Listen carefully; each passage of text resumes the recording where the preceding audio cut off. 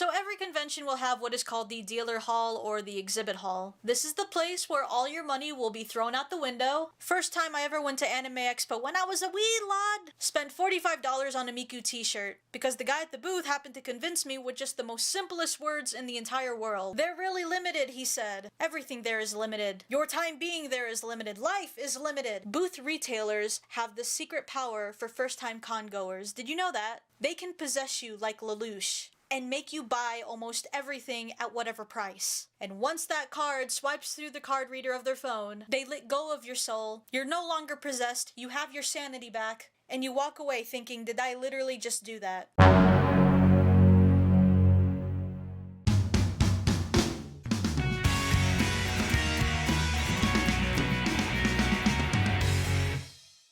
Sup lovely people, Kija here, and today I want to tell you something. Within the weekend before Tatanoff, I went to this anime convention called Smash, which basically means Sydney Anime and Manga Show. So basically what happened was, I volunteered to be one of their volunteer photographers because I need work experience. In order for me to get a job these days, I need to have work experience even though I have no clue what's going on. But yeah, I just volunteered so I can have some experience points, and I have to say, it was really fun because apparently my boss allowed all the volunteers to roam around, do whatever they want, as long as they give him the pictures that he wanted in the correct format, in the correct lighting, in the correct fixie style of things. Basically just edit them in Lightroom and all that. And apparently I think I may have gone overboard. Back when I was in year 8, I used to be an anime fan. I watched a bunch of animes. This was the point of my life where I read a bunch of manga until Vampire Knight kinda ruined the whole thing by book 13 because I got lost in what's going on now. And let's just say I was a total weeb on Vocaloids. Like, I love the Vocaloids, especially Hatsune Miku. I still reblog some stuff on Tumblr. And if you guys seen how my room used to look like before, you probably may have seen the Hatsune Miku poster that used to be above the Danville poster. But what happened was, let's just say gravity decided to be really bit annoying and decided to make it fall down a billion times, and I just left it on a crate that's next to my bed. I prepared $200 for the entire weekend. So basically the goal is spend $200 for both Saturday and Sunday. Mostly Saturday because God knows what's gonna happen Sunday. Not much will happen on Sunday, so just buy almost all of the crap on Saturday, spend less on Sunday. Let's just say went overboard and bought a lot. And when I mean a lot, I spent $400. And apparently it should have been $700 if I bid $300 for the signed box set of this anime I still love to this very day that I use for my HSC because it's the only thing I know for Discovery, which is called Fuera Magi Madoka Magica, which apparently I was the only one in the charity event who could pronounce that. I'm not joking, like, the guy who was trying to announce it, he couldn't pronounce it, and he asked, who in the audience also pronounces it? And I was the only one who raised their hand and said the name correctly. And apparently many people wanted to buy it. The highest that I bid was like around 250, but someone bid 270 or 280, and I gave up. I can't do it. I can't go above that or else I'm screwed. And my parents will kill me for buying a signed box set. I'll just wait till the creator signs it. Since Smash was on the same week as Tatanoff, I had to go on Twitter asking, what video should I post this week? And apparently people wanted Tatanoff because Dan and Phil's the main priority here!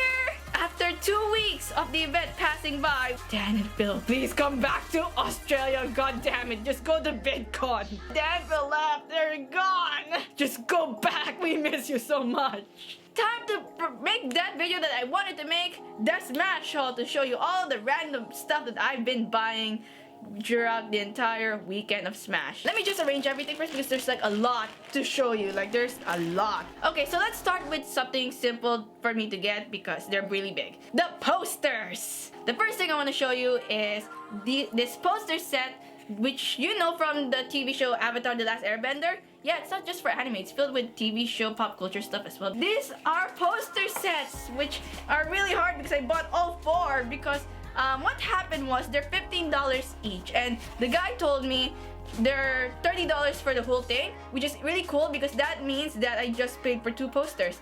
Fun maths, yay. So I bought the whole thing, and they're really cool. It's not the official, it's just like fan art or something. I bought these because they just look really cool. It looks like it's from the, actually it looks like it does come from the show, even though it's like more on fan art, but it's really cool. Next is this K-On poster, which I haven't unwrapped yet because I want to hang them on my wall somewhere, but it's basically the only K-On poster left because I bought this on Sunday and it was the only one left, which it's kind of sucky, but it's really cool. But it's a K-On poster because I love K-On. I'm a huge fan of K-On. Like, I watch the anime, both English and Japanese. And if you guys watch my I went to Hong Kong video, I talked about how I was watching anime while everyone else was trying to survive without the internet. And apparently K-On was the only anime I had on my iPod, so I watched that throughout the entire cruise trip without the internet, which sucks, but you have to deal with it. The internet is really bad in the ship. Thank God we went to a hotel.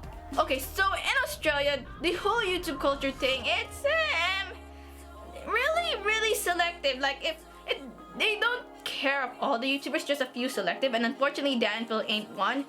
Until Tad Enough came, like, thank God they were recognized. Like, freaking ABC talked about them, which you can see on Tumblr. We posted on Pandamas. But anyways, during Smash, this is the only YouTuber store they had. Like, from all the stalls that I ever seen, this is the only YouTube merch stall that was there. You guys know Rooster Teeth, right? Yeah, so I bought Laser Team, as you can see right here. So for those who don't know, YouTube Red, blah blah blah, we all know that. But Laser Team was part of the YouTube Red initiative. Like, it's one of the TV shows you can get of YouTube Red. And since I'm broke AF and I'm using my trial to get the Tatanov documentary, I decided, why not get this DVD and just watch it when I have time, because this is a YouTube Red show. So I want to know what makes this good, like what makes this considered YouTube Red material. And speaking of Rooster Teeth, I have no idea with my YouTube history because it's been like a long time, but this poster, I have to unwrap it now because you won't be able to see anything. And it's apparently one of my favorite YouTube series of all time.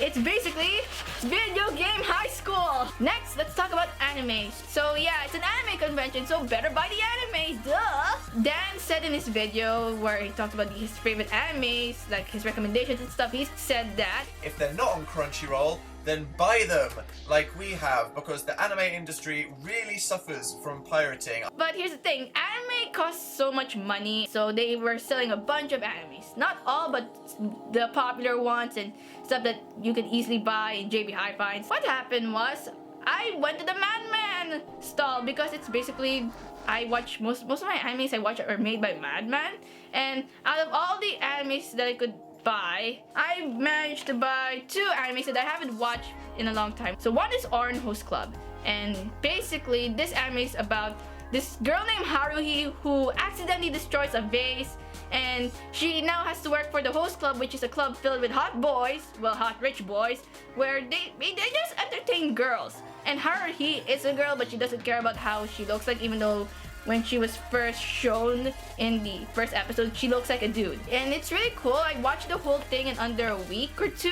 And the reason why I bought this is because my friend Grace made me watch it because she couldn't shut up about it on Twitter. Yeah, thanks for making me watch this.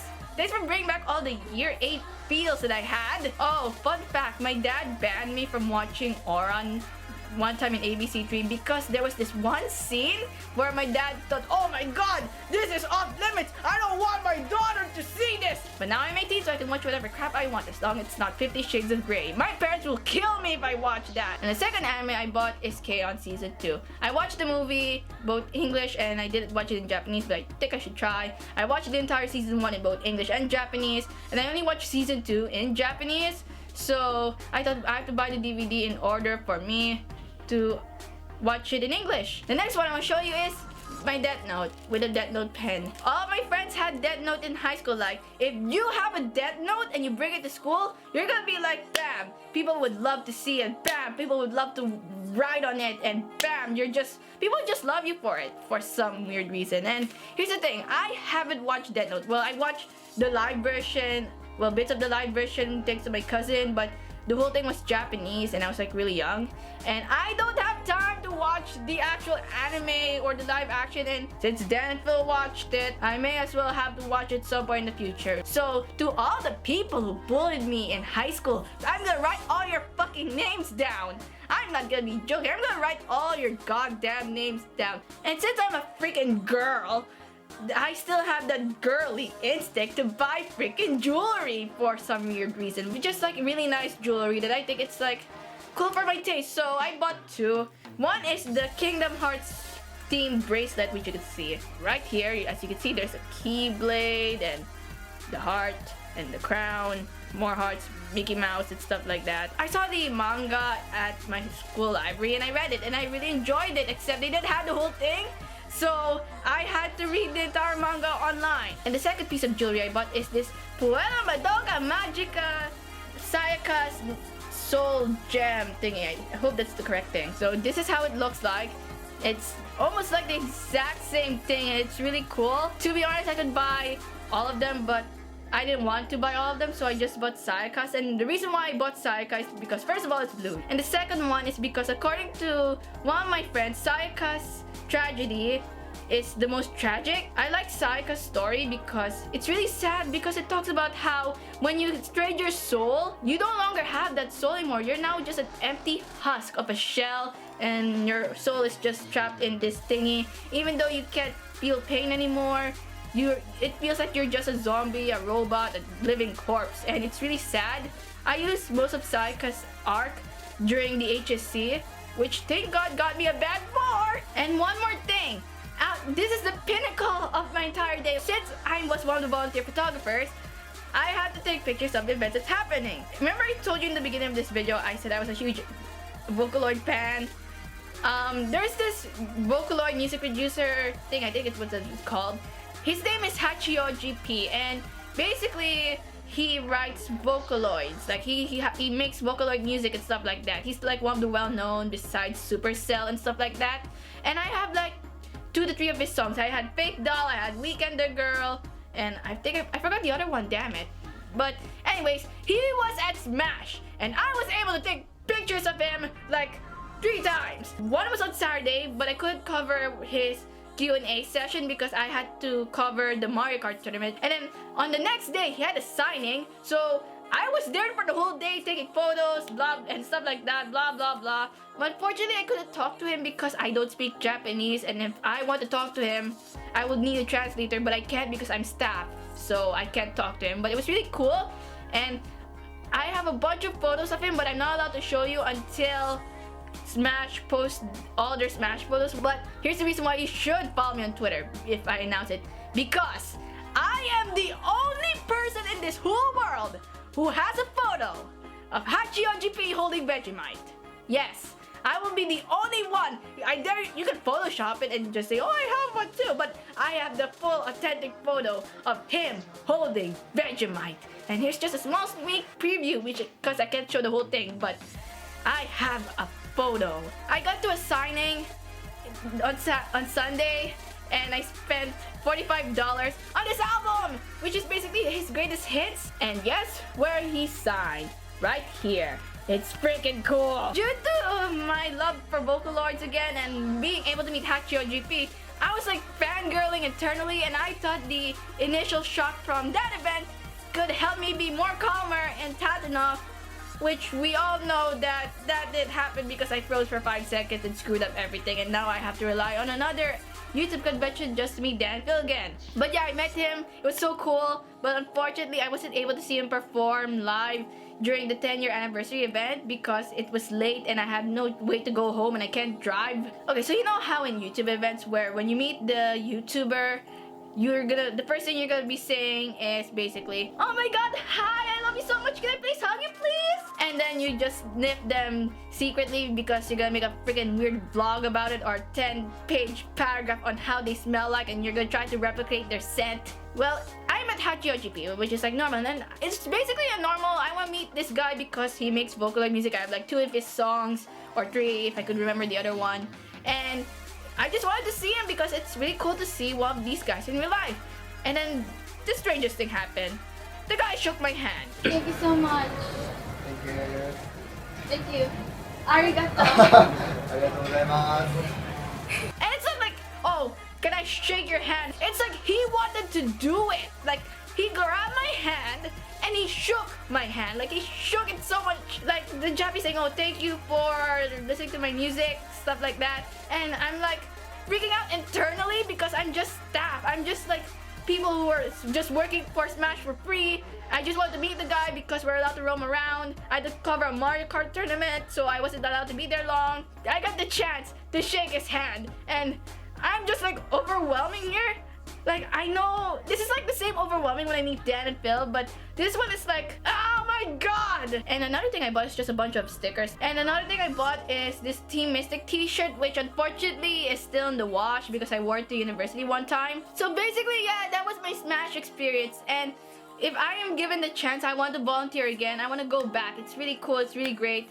And yeah, hopefully I would be able to get one of the signed goods that they have during the charity event, but I really want to go back. It's really fun. It's really great. So yeah, this is everything that happened in Smash, all the stuff I buy, and soon once I figure out where all these things are going, I'm gonna redecorate my room again, and hopefully you're gonna see some posters I got from the event hang on my wall. So my name is Kitty J out, and see you guys next time. Ciao.